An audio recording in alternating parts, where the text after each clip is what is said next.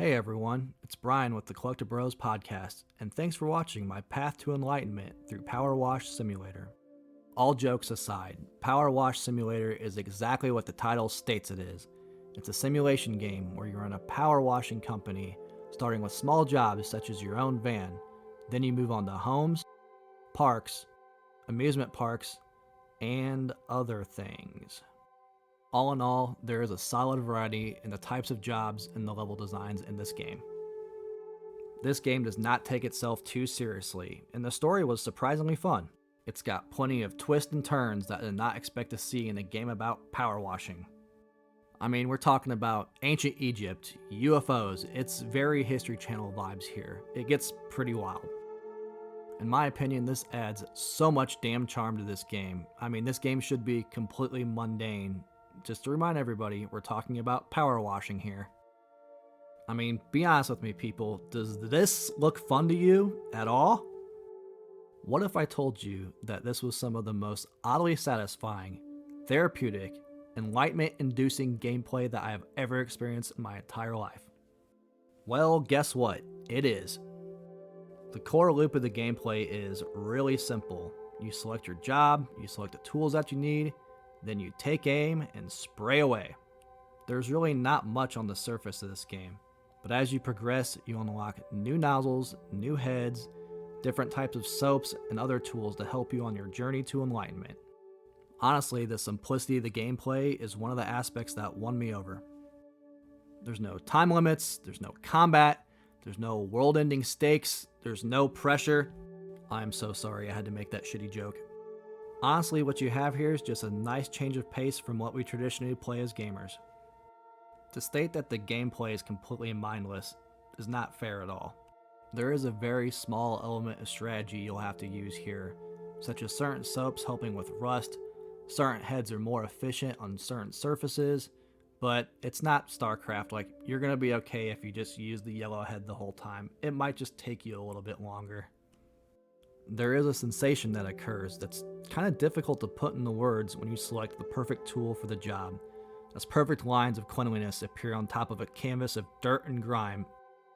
Is this my third eye opening? Well, for now, let's just go ahead and rely on my two eyes.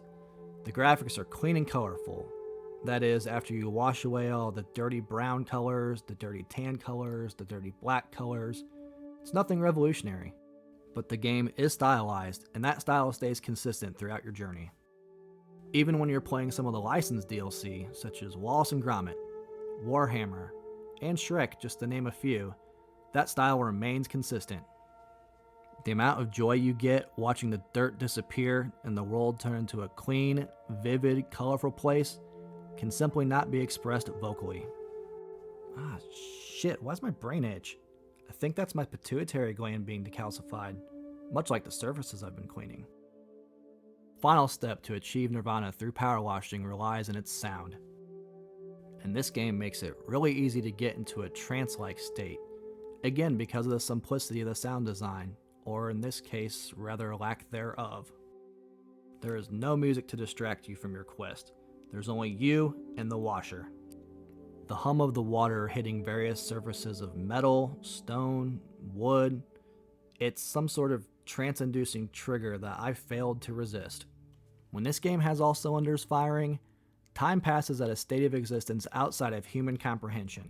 Some of these levels are extremely large and time-consuming, but you just can't help but lock in. That is, until you hear your girlfriend getting the kids ready for school, and then you realize, oh my god, it's 5 o'clock in the morning, what the hell happened? In my humble opinion, that right there is the blessing and the curse of this game. This isn't just a game, this is an experience. And when that experience is riding high, it kind of makes you feel the same way. You feel kind of high. Let me explain. This game puts you in a trance-like state that's irresistible at first, but due to the length of achieving that 100% completion, it may overstay its welcome. Have you ever heard of the saying that too much of a good thing can be a bad thing? Well, I think that might be this game in a nutshell. The first 50 to 60 hours of this game, I was hooked, like bad. It's all I wanted to play, and for a while there, it's all I did play. However, after completing the main story and the challenge mode, I had clocked in roughly 70 hours of power washing time. By the time I finished the DLC, I was over 125 hours of playtime. After all that time power washing, I was ready for it to be over. Not because it wasn't enjoyable. I still love this game and I strongly recommend that you play it. But much like everything that's good, moderation is the key here. I don't recommend that you power your way through this game. Take your time. Enjoy the ride. You can save at any point in the level, and you can even play cooperatively. Because I almost played 125 hours straight of this game, the best way I can equate it is that I feel like I achieved Nirvana, and then Siddhartha himself met me at the gates, and 300 style kicked my ass all the way back down to earth, back to reality. I flew too close to the sun, and I got burnt. Don't be me. Take your time. Enjoy the ride. Alright, enough of that. Let's wrap this up.